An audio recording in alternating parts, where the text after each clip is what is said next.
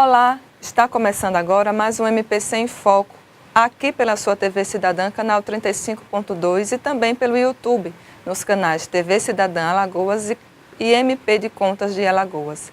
Além de analisar processos e fiscalizar os gastos públicos, o MP de Contas também pode propor representações. E foi o que ocorreu no final do ano passado, quando foram protocoladas representações contra 15 gestores e gestores municipais alagoanos para evitar possível dano ao erário, em decorrência de um débito contraído com a Eletrobras Distribuição Alagoas. Para falar sobre o assunto, convidamos o procurador Pedro Barbosa Neto, titular da 2ª Procuradoria de Contas e autor das representações. Obrigada pela presença, doutor Pedro. Seja muito bem-vindo ao nosso programa. Obrigado, Andresa. Novamente, é um motivo de enorme satisfação estar aqui presente com vocês. Doutor Pedro, gostaria que o senhor começasse explicando para os nossos telespectadores qual foi o objetivo dessas representações, já que foi algo que causou certa confusão quando a notícia se tornou pública. Certo. Acredito eu que o motivo de certo embaraçamento foi talvez confundir a ação do Ministério Público, né, que é uma ação que visa responsabilizar o gestor pelo pagamento de encargos de juros e multas ao próprio município, com a ação de cobrança, certo, desses débitos relativos à energia elétrica, né? Então, o que ocorreu foi que o MPC, vislumbrando que o município suportou encargos, que são despesas antieconômicas, e o Tribunal de Contas, o MP de Contas, por atribuição constitucional, possui a possibilidade, a competência para adentrar na economicidade da despesa pública, né? Achou por bem fiscalizar, representar o Tribunal de Contas para que essa situação seja esclarecida. Afinal, foi o município que suportou os encargos com juros e multas, ou o gestor, ele próprio, efetuou o pagamento do próprio bolso em relação a esses numerários, né? Porque a dívida é do município, né? Mas os encargos decorrentes da omissão do gestor na quitação desse débito, eles devem ser imputados a quem lhe deu causa. E provavelmente presume-se, né, há uma presunção, até pela representatividade, que o chefe do executivo é quem deu causa a esses encargos, e é o que nós queremos apurar nessas representações. Então, o objetivo das representações é evitar esse dano ao erário e não cobrar a dívida que é do município com a Eletrobras. Isso. O Tribunal de Contas e o MP de Contas não detém nem competência para isso, André. Isso é importante que fique claro, tá? Essa matéria é matéria que deve ser suscitada no âmbito judiciário, né? Se a Eletrobras possui um crédito junto aos municípios, né? Os municípios devem à Eletrobras, a Eletrobras acione o judiciário e busque esse ressarcimento, né? Então, o objetivo é tão somente buscar e evitar esse prejuízo ao erário que foi apurado aí em cerca de 3 milhões de reais, levando em consideração os municípios representados. Então, em nenhum momento a ação do MP ela se dirigiu à cobrança destes débitos, mas sim evitar que o município é quem suporte esse encargo com juros e multas. O senhor falou, então, que o débito é do município. Então, quem deve a distribuidora de energia elétrica é o município, independente do gestor que esteja à frente da prefeitura. Isso, o débito mas a é do multa município ocasionada pelo débito é de competência do gestor. É de responsabilidade, do gestor. Perfeito. Porque trata-se de uma despesa gerada por uma conduta omissiva, né, violadora da necessidade de observância da ordem cronológica dos pagamentos. Então, o gestor, pelo artigo 5º da Lei de Licitações, ele tem que obedecer à ordem cronológica dos pagamentos. À medida que ele deixa de pagar um título no seu vencimento, ele já está automaticamente a quebrar essa ordem cronológica na quitação desse dever. E isso gerando multa e juros, isso gera a possibilidade de aplicação de multa aqui no Tribunal de Contas, né, por infração a essa norma, e também o ressarcimento ao erário desse valor que provavelmente, né, e é o que nos autos consta, foi suportado pelo município. As multas e os juros são de responsabilidade do gestor, como o senhor confirmou agora. E esse recurso, esse débito referente a juros e as multas não pode ser pago com dinheiro público, e é isso que o Ministério Público está tentando aí evitar. Isso, a responsabilidade pelo esse pagamento desses consectários legais, em virtude desse atraso, dessa conduta omissiva, né, antieconômica do gestor, tem que ser suportada por ele próprio. O município não pode arcar com valores dessa natureza, né? São valores, em muitos casos, expressivos, né? E que geram um prejuízo erário, é isso que o MP de Contas visa evitar. Doutor Pedro, alguns prefeitos e ex-prefeitos que foram representados chegaram a dizer na imprensa alagoana que já haviam quitado o débito junto à distribuidora de energia elétrica ou iniciado aí uma negociação para efetuar esse pagamento. Diante dessas informações, as representações elas são suspensas ou elas seguem num trâmite normal? Não, isso é irrelevante, Andressa, isso é irrelevante. A informação do pagamento ou não da dívida é irrelevante tanto para a interposição da representação quanto para o seu prosseguimento. Nada muda, certo? Por quê?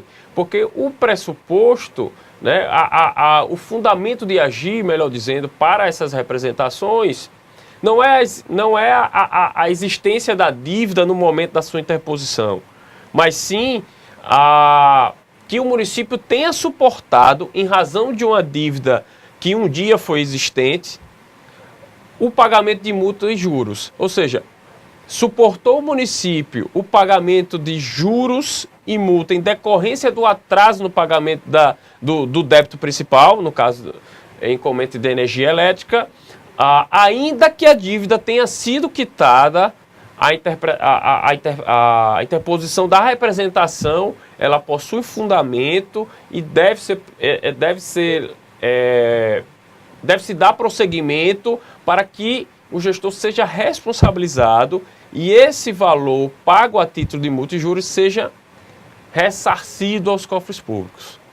Certo. Doutor Pedro, os gestores e ex-gestores representados que comandam ou comandaram os municípios, alguns gestores ainda estão no seu segundo mandato, foram os municípios de Água Branca, Batalha, Barra de Santo Antônio, Campo Alegre, Jaramataia, Limoeiro de Enadia, Major Isidoro, Mar Vermelho, Olho d'Água do Casado, Piaçabuçu, Piranhas, Santa Luzia do Norte, Santana do Ipanema, Santana do Mundaú e São Miguel dos Campos. Esses 15 municípios somam quase 3 milhões de reais em débitos de energia elétrica, como o senhor falou agora há pouco. Como o senhor avalia uma dívida tão grande? Então, é uma situação que, a princípio, ela denota, né, um indício de má gestão, né, desequilíbrio nas contas públicas, né, do município, não observância da ordem cronológica do pagamento. E, assim, avaliando as prestações de contas e as análises pontuais de contratos que são celebrados pelas municipalidades, né, e enviados ao Tribunal de Contas, é importante destacar, Andressa, assim, que há uma certa inversão de prioridades, né?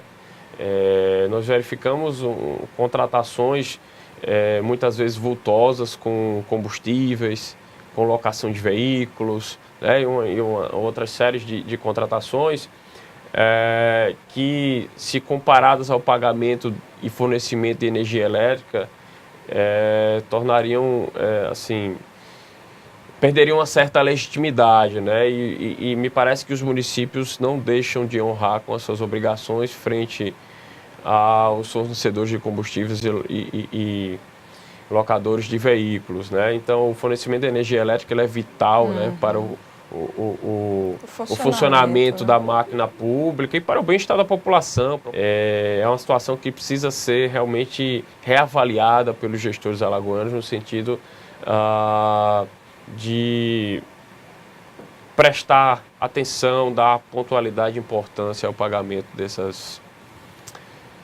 débitos, né, dessas faturas de energia elétrica. Falta talvez então uma questão de prioridade, né? Os gestores aí priorizarem o que é essencial, né? O que é vital para o município, como o senhor bem colocou.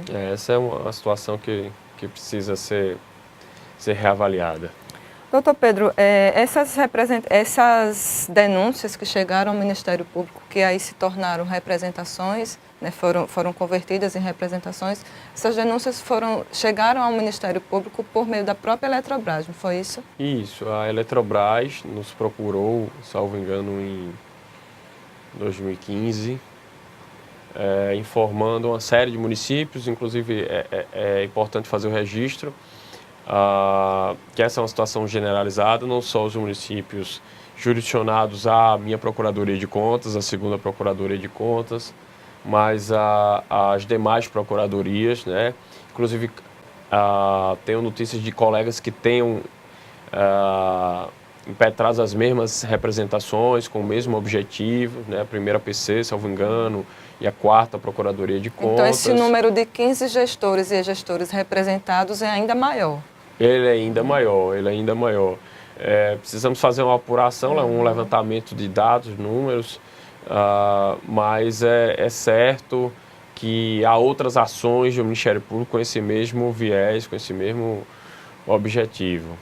Então, só para a gente finalizar, o débito, recapitulando, o débito é do município, mas a multa e os juros, quem tem que pagar é o gestor com dinheiro próprio, Isso. Não pode ser pago com recurso público.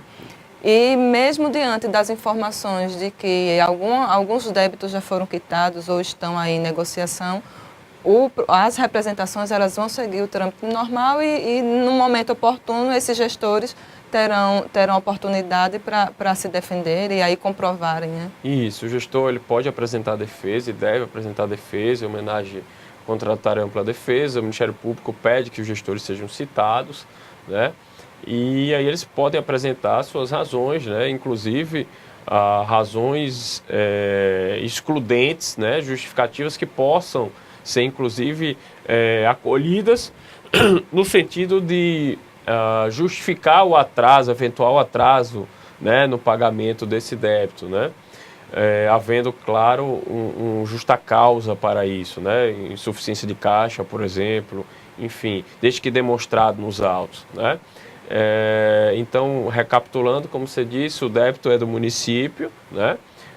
Juros e multa por atraso em relação de conduta omissiva do gestor deve ser imputado ao gestor faltoso, não ao município, sob pena de dano horário, de uma despesa antieconômica, certo? E as representações devem prosseguir a despeito da quitação da dívida que em 2015 foi comunicada pela própria Eletrobras, tá? Então a situação é mais ou menos essa. É importante, inclusive, Andresa, assim, quero inclusive agradecer o seu convite. É muito importante essa oportunidade de estarmos aqui esclarecendo, né? Foi uma ação que gerou uma série de matérias que não retratam a realidade e que, de uma certa forma, entregaram informações confusas e não fidedignas à população, e o Ministério Público tem o dever de esclarecê-la. Então, por essa razão, eu te agradeço novamente a oportunidade. As portas do nosso programa estão sempre abertas, doutor Pedro. Eu queria que o senhor deixasse uma mensagem. O ano 2018 está começando, né? E diante de tudo que a gente vem noticiando ao longo dos anos, né? Eu queria que o senhor deixasse uma mensagem para os gestores, né? Que estão lá nos municípios, que vão receber os recursos, que já receberam recursos, que diante de tudo que o senhor falou, débitos e erros, eu queria que o senhor deixasse essa mensagem para esses gestores nesse início de 2018. Eu acho que 2018 é um ano que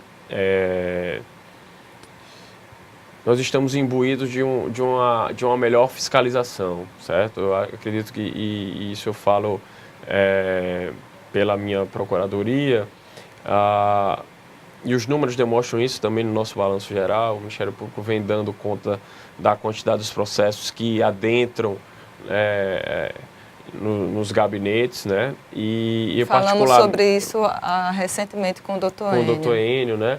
E eu particularmente fiz um esforço em 2017 também para zerar meu estoque de processos mais antigos e poder me concentrar em entregar um controle mais concomitante, efetivo à população, né?